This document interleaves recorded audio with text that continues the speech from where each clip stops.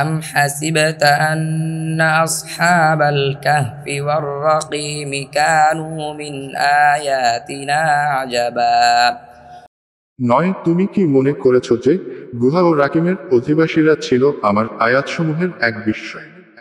إذ أوى الفتية إلى الكهف فقالوا ربنا آتنا من لدنك رحمة وهيئ لنا من أمرنا رشدا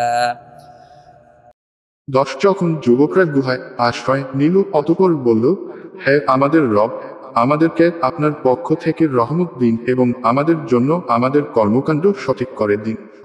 فضربنا على آذانهم في الكهف سنين عددا 11 ফলে আমি গুহায় তাদের কান বন্ধ করে দিলাম অনেক বছরের জন্য। ثم بعثناهم لنعلم أي الحزبين أحصى لما لبثوا أمدا 12 তারপর আমি তাদেরকে জাগালাম যাতে আমি জানতে পারি যতটুকু সময় তারা অবস্থান করেছিল। দুই দলের মধ্যে কে তা অধিক নির্ণয়কারী। نحن نقص عليك نبأهم بالحق إنهم فتية آمنوا بربهم وزدناهم هدى 13 আমি তোমাকে তাদের সংবাদ সঠিকভাবে বর্ণনা করছি।